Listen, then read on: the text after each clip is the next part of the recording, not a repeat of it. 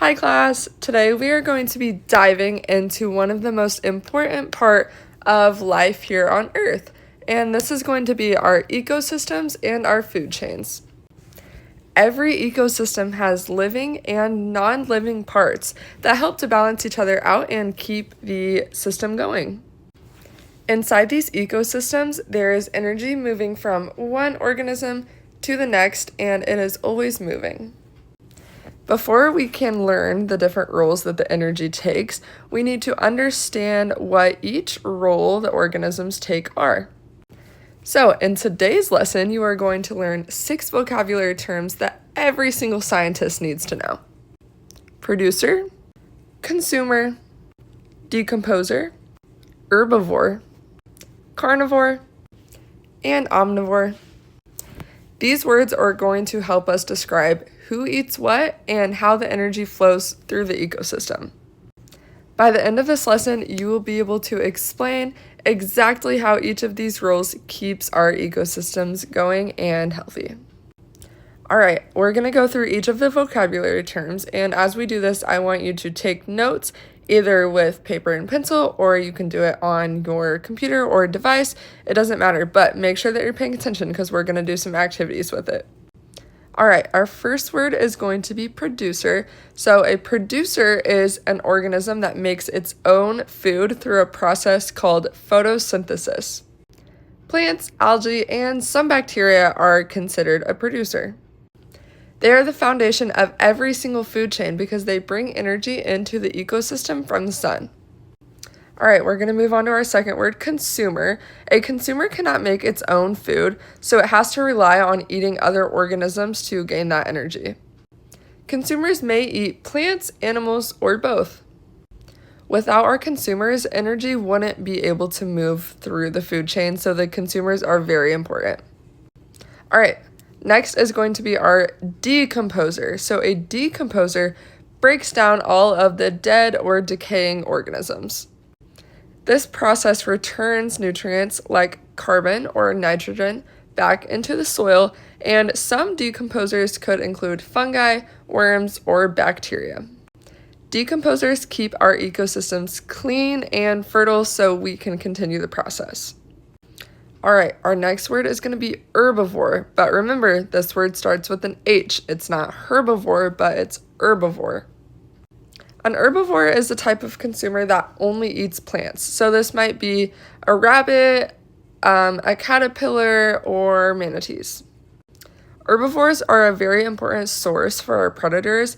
They also help to control plant growth. Alright, and the opposite of an herbivore is going to be our carnivore. So carnivores only eat meat. So this could include wolves, hawks, or even vultures.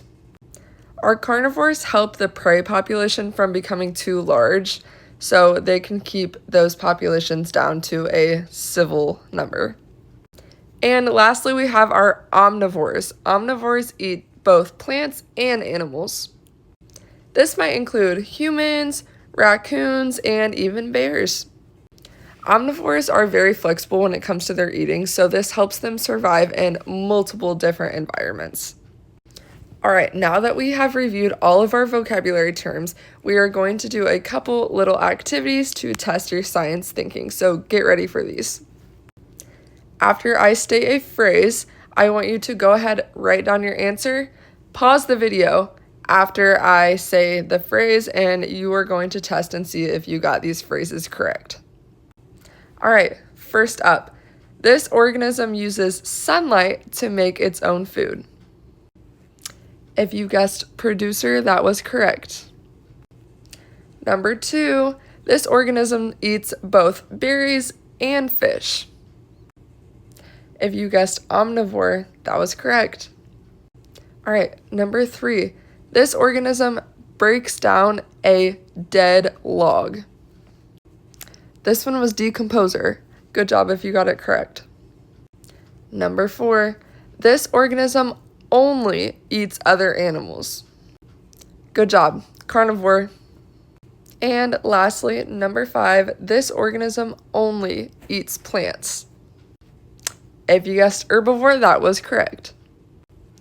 All right, now I know that we're at home for this. Normally we would do it in class, but I want you to still participate. So for round 2, I'm going to describe an organism and you're going to shout out what you believe the answer is or which vocabulary word fits the phrase best.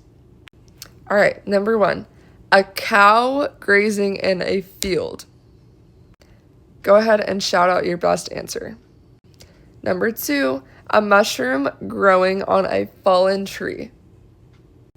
Number 3, a shark hunting for seals.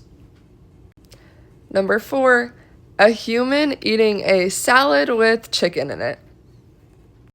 And number 5, a maple tree that is absorbing sunlight. If you want to, you can also write down all of those answers and we can review in class next time we see each other. All right, round 3, we are going to analyze a food chain together. All right, first we have the sun. Next, we are going to move on to the grass. After that, we're going to move on to the grasshopper.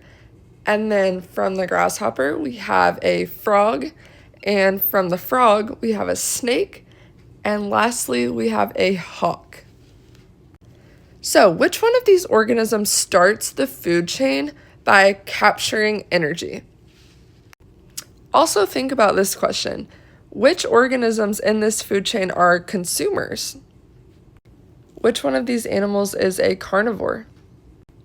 And lastly, where would these decomposers fit if one of these animals were to die?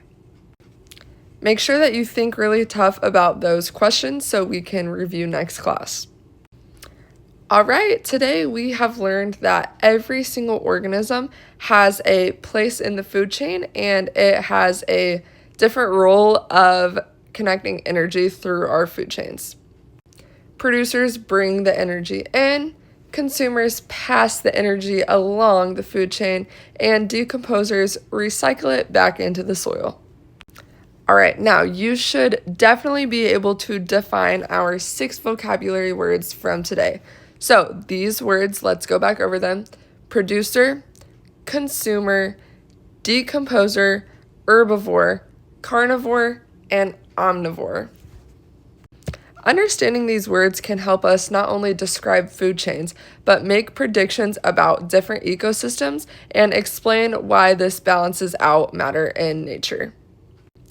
Great work today, scientists. I cannot wait to see you apply these vocabulary terms to our next activity in class next time I see you.